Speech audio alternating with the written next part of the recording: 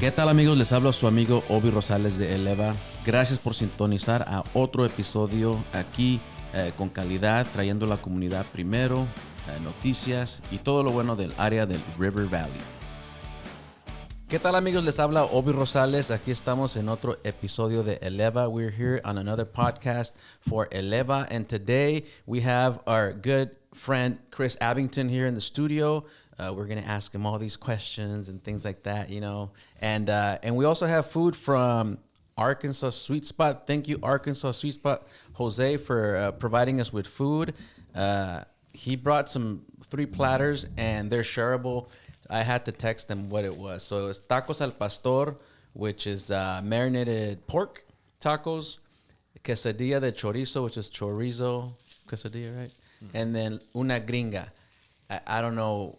I'm gonna have to ask him why is it called a gringa? And white girl.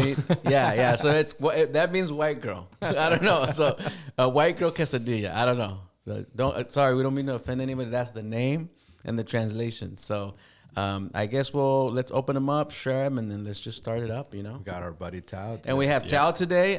Randy couldn't make it today. He has a big thing going on, and Tao was like, "I'll do it." I'm pretending to be Randy, but now they know. And then, like always, Jonathan over here, supporting, being part of everything that we do. So check it out. So I mean, let's see. This place, Arkansas Sweet Spot, is inside a city mall. And so this is tacos al pastor, which every time I order them, I think of my dad because my dad's a pastor. So pastor tacos. Pastor tacos. Maybe they should make Pastor PK tacos. I don't know.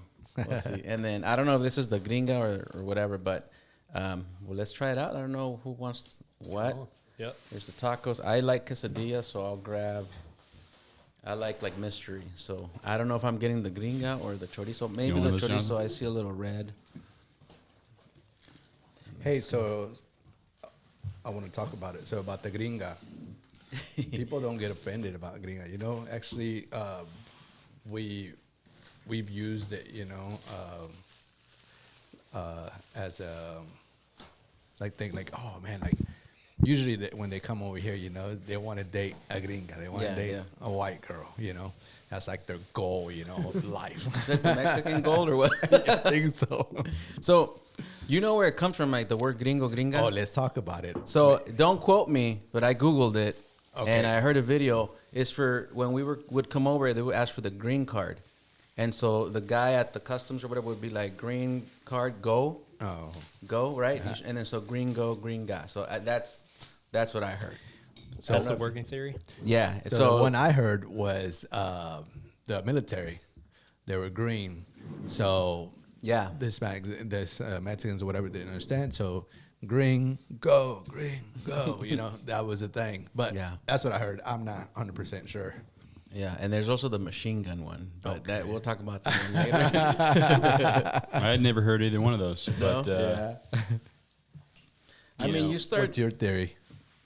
My theory? I don't know.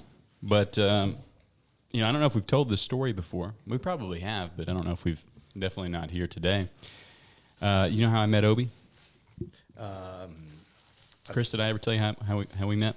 Well, when I was doing the Level Up Russellville podcast, I had this thought that came into my mind one day. It's like, wow, this would be interesting in Spanish. But as Obi knows, my Spanish is not quite ready for that. So eventually, Obi, his wife used to have a juice company. I mean, she still might, but Obi's Natural Juices. I think you found me on Facebook, I found you, and it just kind of evolved from there. So I think it's been such a good thing to have, because there's so many Hispanic people in Yell County and Pope County, and then there was nothing before you really started doing this podcast. No Spanish radio, no newspaper, no nothing, you know? It's kind of weird. Have you seen like a rise in any of that since you started? I know that there's 2 other podcasts, and I know now there's a local Spanish radio. So I don't know if I was the first or not, but I remember that we started it and we just kind of like started doing it, bringing some highlight to the Hispanic community, the restaurants, the entrepreneurs, the community leaders, and it's been a great thing, you know, an awesome ride. And now we're here, thanks to Chris and Tara's vision to open a place like this, and we were like just we're able to do this. So I think it's like a blessing. I don't think I know. So Yeah, this area has always been a little hard, and even with the English speaking, starting something out here, it's a little difficult. I remember my old boss told me, he's like, Jonathan, because I started on my own. Maybe I did it about 2 times, and it didn't go well. Just there was not enough work to keep me busy, so I went back to work with my old boss. He told me, he's like, Jonathan, it's he come from Waldron when he first moved here.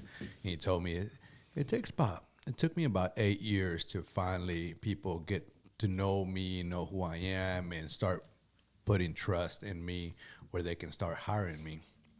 And yeah, because I used to, every new construction I would see, I would put a business card, all this, never get a call back. But it wasn't until I started doing more work on my own and people started getting to know me. And then when time it finally started taking off and everything.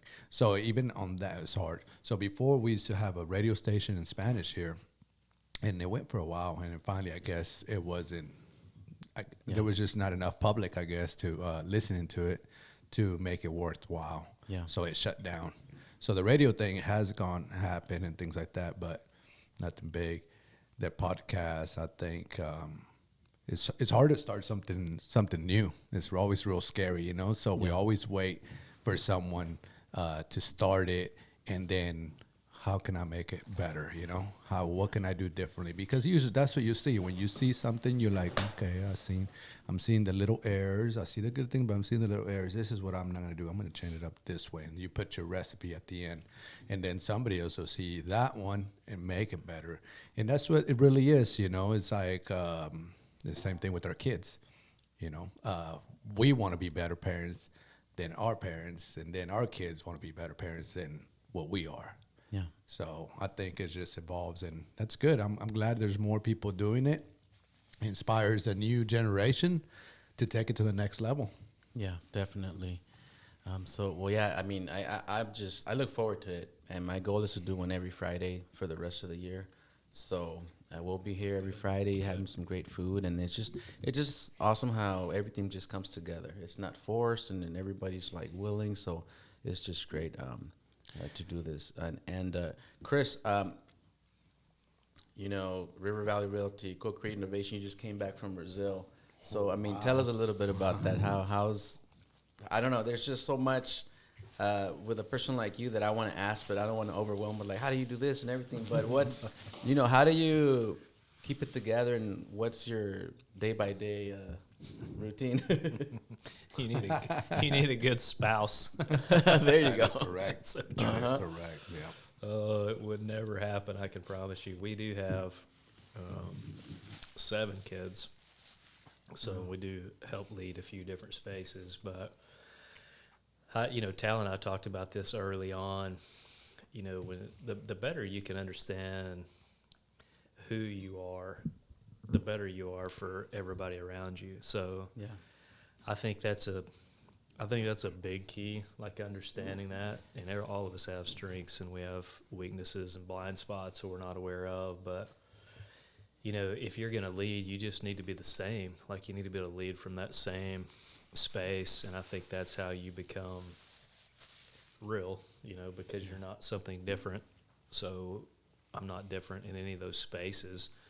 So you lead from that. But if you don't know that, I think the hard part for a lot of folks is, if you're getting your self-worth or value by what you do, and as a leader, if that's the case, you're in a bad spot. But if you can know who you are before you come into any of those environments, then you're a lot better for the people around you, because you're not taking anything from the environment, like you're bringing something to the environment. And I think that's the difference of whether you take or whether you give. So as a leader, you're like, how do you do all those in the spaces? Really, it's just figuring out who you are, like how you operate, and then you figure out, again, where your shortcomings are, and you're always trying to grow, right? So you have things you're not aware of that you learn as we get to be adults. Maybe I'm not as smart as I thought I was, and maybe I need some more people to help, and, you go through all those mistakes. But I do think one of the big keys is, like, discovering that, like, about you, And then especially if you're building team, like you need team around you. Wow. I'm going to be thinking about that answer the whole weekend, like knowing who you are. Yeah, I think that's a really big thing, because you can put yourself in a spot where you can do something, like you have the ability to go be something or do something for somebody. But you are, what you said, Chris, a minute ago, is like you're not as valuable to the people around you if you're not fully who you're meant to be. It's like you are cheating yourself, you're cheating them, and ultimately it doesn't seem to end very well. Burnout, whatever. That doesn't end well. So I think we kind of that's diminish. We have a tendency to diminish who we are, and like you don't need that. Like even I need to be me, and if you're on the team or we're friends, like I need you to be you. And if you're diminishing or backing away from that or don't know, it's going to be that creates issues. Like it creates some real breakdown on a team. And I think that's the thing we're learning more about, is if you can operate better out of that, and even understand the people around you, like understand your team around you in the workplace or in organizations that you're leading or in your family. You start to be, once you know those things, like that's where I think better accountability comes in. Like you don't need to be doing that, Tal. Like you're really good. Like you're made to do that. We just need to find somebody else. And then Tal's way more productive, and which helps everyone. Like it makes it go up for everybody. Mm-hmm. But all those things kind of come down to you discovering some of that. Like I hate when you hear people diminish, their value and just who am I and what do I have to bring? You're like, oh my gosh, like you have something in you that you're made for, and we got to figure out what that is. Mm-hmm. Mm-hmm. That is interesting, yeah. And it goes back to a parent, huh? I think the parent has to do that's the job, So, good example that I can see, you have like kids are super hyper, and kids are not very super hyper, And sometimes a parent, maybe you were not the super hyper kid, and you don't know what to do with your kid with all this energy that he has. I'm very, and if you point in the right direction, they can be unstoppable, for those qualities that they have. They got this extra energy. That means they can do extra work, extra whatever they can be good at. Yeah, like maybe deciding if a kid needs to be homeschooled or not homeschooled. How do you make that decision? Because you've probably, I think you've done both, right? You've got some kids in public school, homeschool, college now. So what Jonathan's saying, I think, it's the same thing applies with that, right? So we all grew up with we all grew up homeschooled. Like we all learned at home something. Mm-hmm. Now, when I say that, I don't mean like necessarily like you got taught curriculum in school, but you learned. Like you learned how to live, survive. Like everyone's experiences may be really good or it may have been really hard. Mm-hmm. So you learn. But I think as parents, that's part of our job is to call that stuff out of our kids whenever we see it. So recognizing that they are all different. Like we've made a lot of mistakes and we're learning. And so now we've got one that we did pull out of school that was formally like and been able to do it online because we could just tell like something, the grades were fine, relationships, like, he's got lots of friends, so it's, there's not something going there, but there was something missing. And we did it a year ago. We're in our second year. And his personality, like, he went from being agitated with his brothers and sisters all the time to just like the kid we knew who he was, and just making that, simple click there. But also, I think it's different than maybe when we were all kids. The expectation was you got to do these things and go this path. And now we're discovering there's a lot of ways that you can get to what you're going to do. Mm-hmm. And I love that because that's innovation at that point. Now we're thinking about, how to better build what's in them. Okay, that path that I went's probably not the best for you. When I was in, graduating and going into the next steps, like it was just college and degree, and that's it. There wasn't even a question. And now you have all these opportunities that are available. So if we can help navigate them in the direction that they're bent to, like that's the goal. How old was your kid? How old is he? So he's in junior high. When when we moved to the online part was 2 years ago, so he would have been 6th. So he's in 8th now.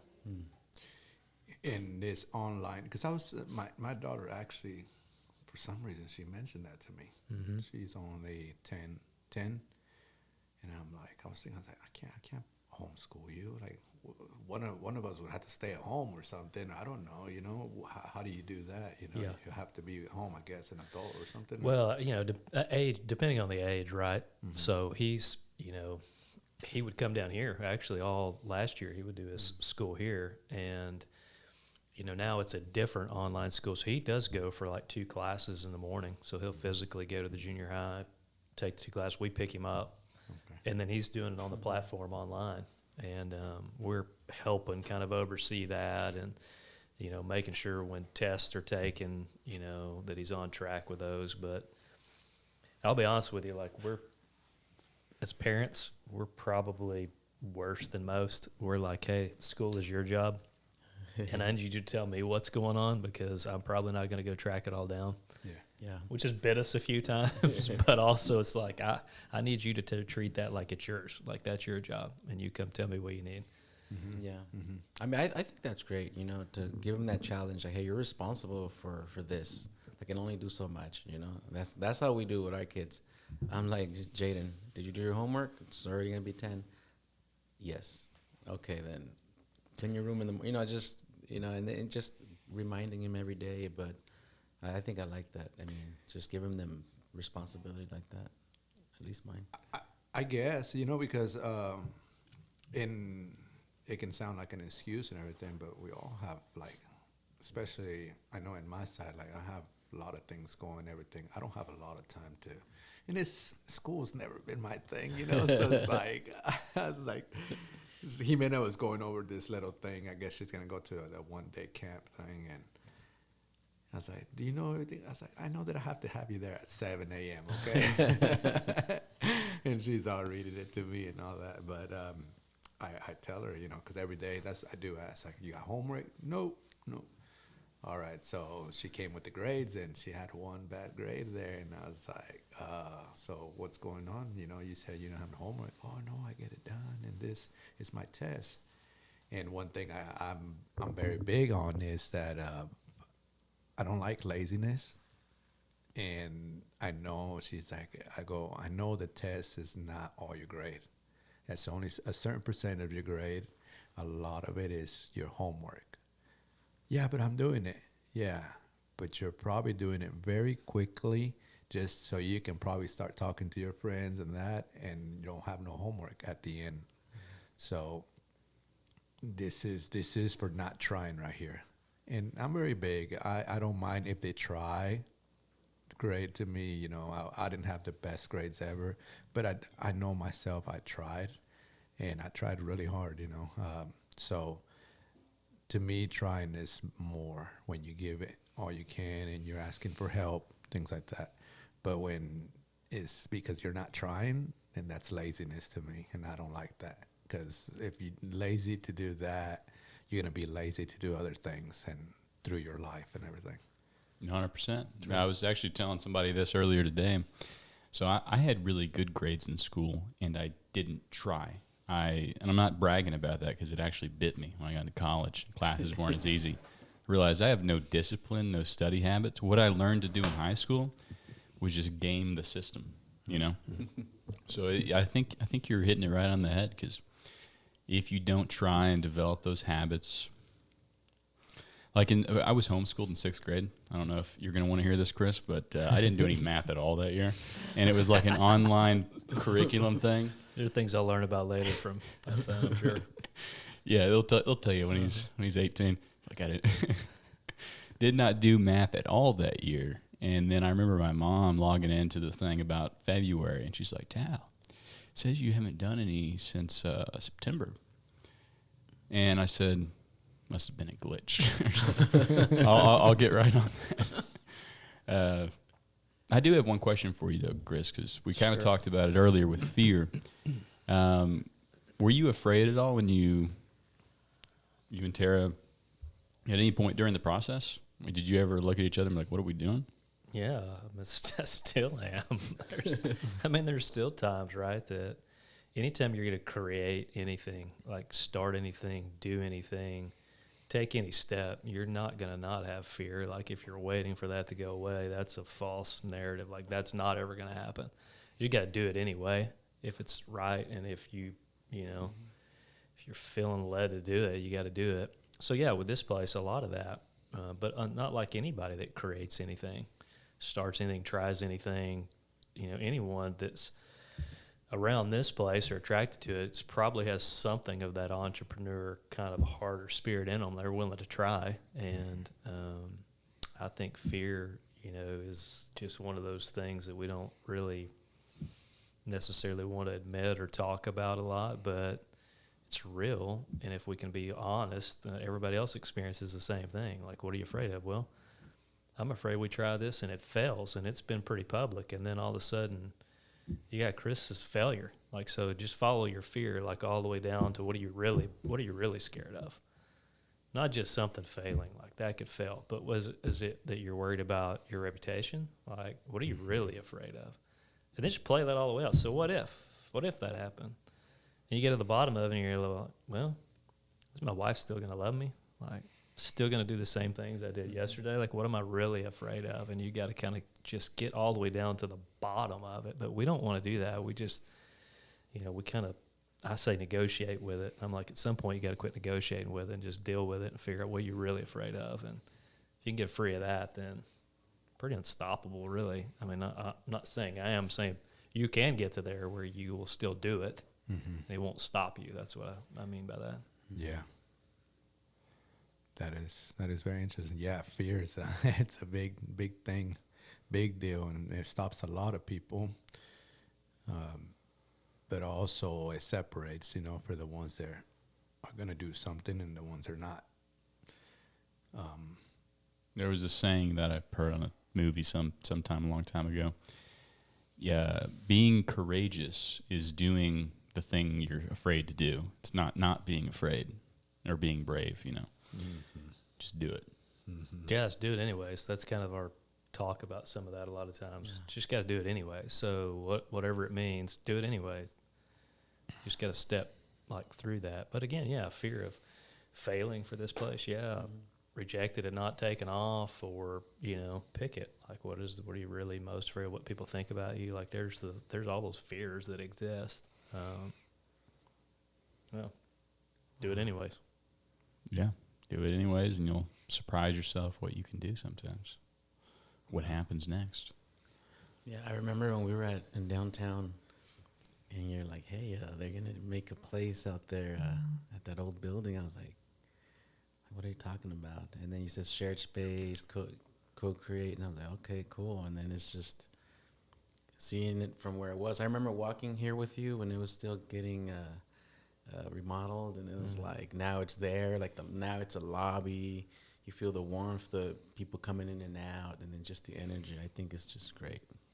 Yeah, we're coming up on, Tal and I were talking about it yesterday, 1 year, really, in November. Kind of the first part of November is when we were officially, open. So it's been fun to watch, the people that have come and gone, and events and relationships, and I think it's creating space for things like this, like that we didn't even think about, a year ago, and probably wouldn't have ever been sitting here having this had we not had it. Like, I'm sure we wouldn't be in this conversation, but a year into it, it's fun to just keep watching it morph into hopefully something that just continues to elevate, like keeps raising the water level for everybody in our whole region. Like, that's the goal. Keep moving it forward for everybody's sake. Well, at least when I invite people out here and, hey, meet me at the lobby, or they're just like in awe, like, I didn't even know, like, it's so beautiful inside, and like, wow, and they're like just mesmerized, and to me that's great, because like, man, I'm in there, and I get to invite people, and it's just good. It's just good, good vibe, It's just they're like, man, like even though I'm sure the guys that came in, like, they're like, man, this is great, and it's just overall good, Just good vibes. And I'm sorry, I say vibes a lot. I'm from California. Oh, we know. I say bro. My words are bro, dude, and vibes. Sorry. I'm trying to work on saying sir because they say sir to me, and I'm like, what do I say back, dude or bro or thanks? So I'm working on it. You can call me bro, it's fine. And he hates buddy. Oh, hey. Yeah, something about it's an ego thing for me too. I've had to. Yeah, some people do it, and I don't know. I'm trying to let go of that resistance, but when some guy calls me buddy, I don't know. I used to get really offended, not outwardly, but it just bothered me. I'm like, I'm not your buddy, pal. Well, There's this meme I saw that's from the show, or I don't even know what show, but I'm not your buddy, pal. I'm not your pal guy. I'm not your guy buddy. Anyways, it loops so endlessly. I'm debating because I've always called my son buddy, but now he has a deeper voice than me. He's 14, he's all muscular, and I still text him, hey buddy. And I'm like, I wonder if he doesn't like it anymore. So I feel like asking him. I should probably ask that too. I call my kids that, my boys. Yeah. And I was trying to make From sure, your I was thinking, dads. have I called Tal buddy? Like I'm hoping that I have. It's not a problem with everybody. I don't know. It's very situational. You can tell, I think, when somebody is saying it That's different. with the intent of trying to make you feel small. Like especially squirt. You ever been called squirt? No. You know You what guys I've call me squirt, and that's more obvious, but you can still detect the energy. I'll tell you what I've been called, not from a lot of people, but I'm sure it's something sentimental. They've called me Bubba. All right, Bubba. And I'm like, what the? Yeah, that's What does that more of mean? like My a friendly grandson right now? southern word down here, yeah. Yeah, maybe Southern, yeah. And they're like, okay, Bubba. And I'm like, what do I say back? I just walk away. I think that's a friendly thing. I know I people that think do so. that. It's kind of like, okay, I trust them. I don't know. Or sentimental. I don't know. Like, so that's the other one, Bubba. Not from a lot, but from people that I've shared with, especially with the travel ball, with like my son, or with the people from Lamar, Clarksville. So yeah, Bubba. It just reminded me of Forrest Gump. Yeah. Hey, the biggest takeaway I've had lately with just being in this space, being with you, like you invited me to something yesterday, which is awesome. Jonathan, you've been around it a lot too. And you just said it, the rising tide. Like this food is great. It's cool to see that there's always new entrepreneurs coming forward with they have a good product. I hope they're very successful. And I don't know, in general, like I've heard people talk about Pope County in negative ways in the past, but I don't feel like I feel like things are changing, if not already changed. You know what I mean? Does that make sense? Yeah. And you've been around, are you from here? So you've been around. Those two. Have you seen noticeable change? For sure. Yeah, probably the biggest shift has been in the more recent years, where you do see things like the community, city government, you begin to see things moving together, like in spaces where maybe previously we experienced some separation and probably some competition on some levels. But that has really shifted. You have people in lots of places that are leading things that have the same goal, like have the same vision, want to see something successful here for the people in our region. And you get enough people in those key places doing that with that kind of mentality, and it's going to have an effect. And it is. Like, is there things that you're still maybe frustrated with? Probably. But if you can step back and maybe put your head up a little bit higher, you can look around and see, like, there's a positive effect, and there's plenty, like in this community, that we got to be thankful for. But I will say, yes, that there has been a shift in the more recent 7, 8 to 10 years. Like I would say, like it's kept moving and moving. So I'm hoping that collaborative kind of thing continues, like that. That's how we get where we're moving the needle, on a larger scale.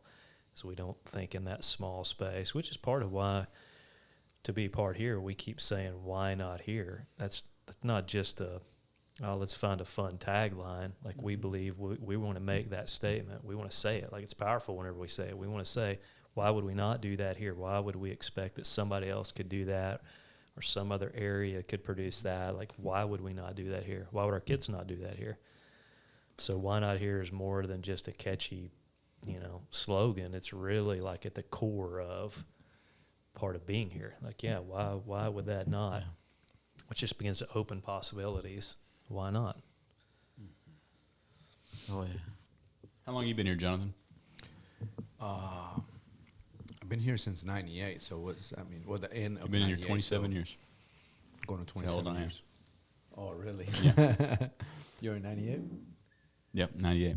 I'm the youngster here. You were born here? I was born in I'm not Clarksville. going to do the age count thing. I'm Yeah. afraid I'm going to be the oldest in the room. No, you can lie to us, okay? I was actually going to ask you, it's like, so, what was your, briefly just tell us, just a little bit, who were you, when you grew up around here? What school did you go to? And,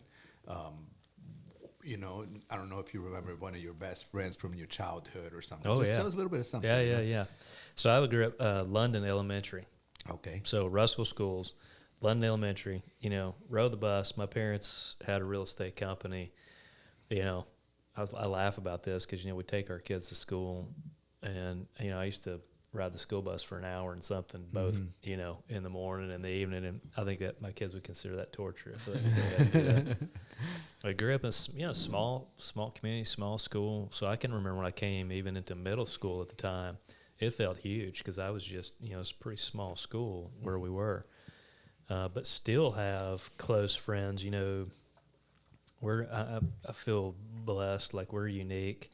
I've had a lot of close friends that I went to school with we've been friends since middle school, junior high. Oh, wow. So, people that are in this community and some that are living in a couple other places, and they are some of my closest friends. And that's rare, that you could have something like that. So there's about 5 or 6 of them that are, we still do something together every year, like, take a fishing trip or do something. But, came all through high school, like here, great experience. Went to Arkansas Tech, got a degree in economics and finance. Got engaged when I was 20, got married when I was 21, had a semester left at Tech, which scares me now that my boys are 20, thinking about them. If that's a possibility. I'm like, man, I don't know. I'm not sure what my in-laws were thinking letting us do that. But thank God they did. Tara's been the best. So, finished up at Tech and, always said I'm never going to do real estate. That's just not a thing that I'm going to do. Got my license. Began to sell while I still had a semester left in college. Like I began to sell real estate. And I certainly wasn't ever going to own a real estate company. That was a for sure no because my parents had, and they had sold to the company I went to work for. And then, 12 or 13 years ago, bought the company from him. So it kind of went full circle. And, that's kind of how we got to here, the short version. So you mentioned you went to school here and all that. So who was Chris at school, Were you very outgoing? Were you a troublemaker? No, I was a good kid. Like, honestly, I didn't get in much trouble. My parents didn't have much to worry about. Like, I really didn't. Speaking of Halloween, there was a Halloween incident when I was a junior in high school that I learned some pretty good lessons on.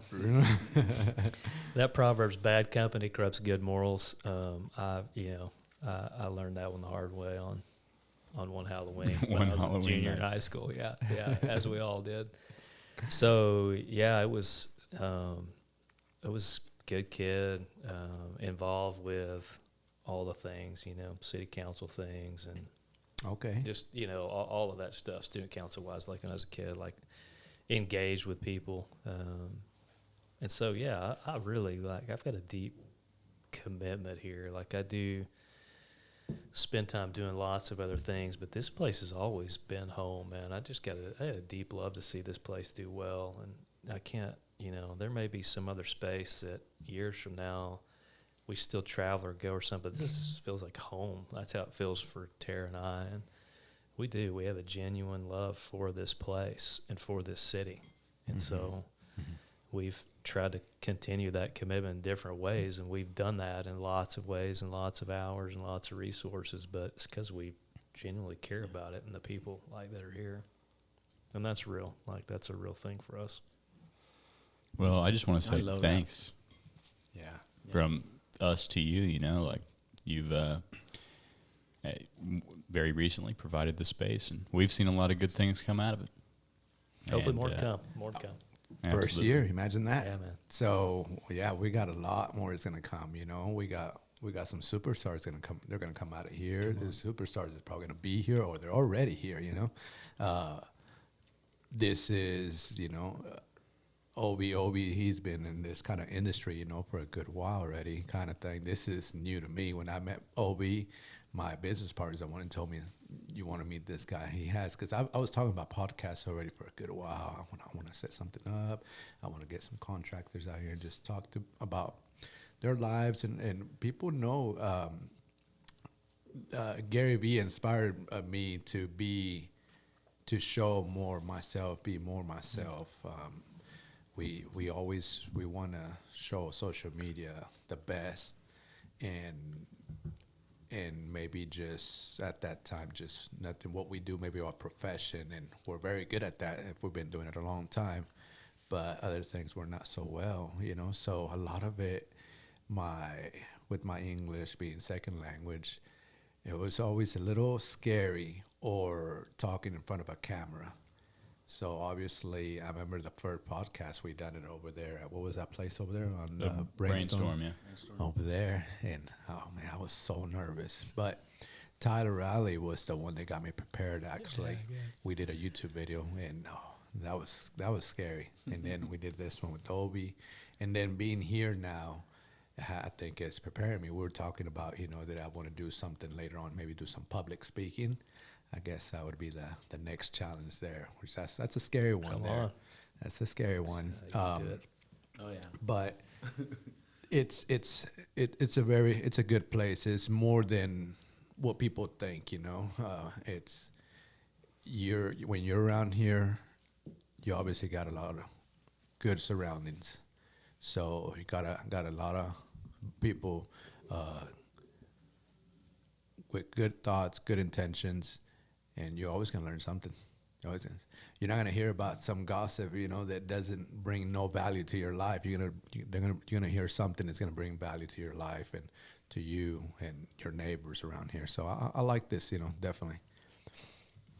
Well, I love it because I'm like the new guy here. We just turned 3 years here in August, and being surrounded by people that love their community just helps me more embrace where from or becoming from, I mean, I went back to LA and I'm like different now. I'm like, whoa, I feel like a stranger out there now, And so we just went to California about a week and a half ago and did everything that we had to do, but I was already ready to come back and just, fly in, look at the nice green trees and, no traffic. We just have the 5 o'clock here for about 10 minutes, or with a train at 5. So, it's just inspiring to me because at least I could be part of the next step for Russellville or the area, right? So. Well, speaking of California, we're going to have to run in like 2 minutes to go to California.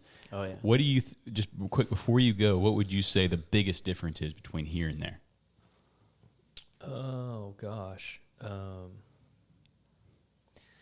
I do think, and maybe you guys can relate, this is what we're pushing for. So this gets a little bit harder to maybe calculate like a outcome. So if it's, business, you have some index, your key performing index that you're looking at, you're wanting to know how it's doing. So for a city, the mystery to me now, the things that I think more about and spend more time on are, and how can you move things over an entire place? Like, so if you want a city to do well and the people to prosper, to do well in it, so prosper meaning like towards hope, like a good place to live, that is, I don't know, you can just try to imagine what it looks like. We haven't seen a whole lot of them, but imagine what it looks like where there's no crime, or education is being done in a way that is innovative and our kids are thriving, and we just don't have some of the same issues, which we have a lot of that in a good way. Okay, so back to my point. What's different from here to other places? I don't know if you ever drive into other areas or regions, and you can just kind of feel like when you drive into it, either it's like, man, this just feels oppressive, Yeah. or I'm depressed, or you go into other places, you're like, man, I'm dreaming, like I have dreams at night, I'm creative, and everything is inspiring that I look at in this city. Like, how does that happen? Like, what are the keys for that to happen? So if you want creative ideas or innovative solutions. Like, you want a place where people can dream and there's not limits to it, and they can make mistakes and learn and grow. But certain places that you go, you experience that, right? Like, you do. Some, I think some of those places out there have gotten further down the road with that. Like, there doesn't seem like there tends to be those limits that you feel, or that restriction maybe that you feel. So I think the more we can do creative things and encourage and support one another, all we're doing is building something bigger than even ourselves. Like, every time that happens and there's success, and we can celebrate yours and it didn't steal from me, like I didn't lose any, I can celebrate you and still be happy. Like, that's just bringing it up for everybody. So that's kind of when you ask, there's some other ways to define, but that's kind of my always running in my brain. Like, how do they get to those places? And again, we're doing a lot of those. That's what's encouraging right now. There's a lot of those happening because people are collaborating, working together for the betterment of all of the things, not just my thing. And I think that plays a big role in making that be a part of your city. Yeah. Oh, yeah. I mean, at least for me, my goal is to keep, like, the culture here, the way I was greeted and received. You know, I mean, this is where I got my first wave from someone. Smiles, no rushing me, honking. I mean, hey, there's some people in town. I've heard some people honking. Hey, like, relax. There's nowhere you need to be. Like, take your time. Because probably from California too. You know, so I have the LA PTSD. You know, like I was over there. You know, driving, turned green, and bing, bing, already. I'm like, wow, like, okay, you know. And so, at least for me, I want to keep the culture like how I was received, you know. And so, when I'm at the stop sign, I'm like, I don't know what's wrong with them. Maybe they had their car turned off and everything. Let me I'm not gonna start honking like that. At least for me and my kids, I would, hey, let's help keep that the way of life, because that's why we moved, you know. So that, at least that's my personal And that goal. can't be.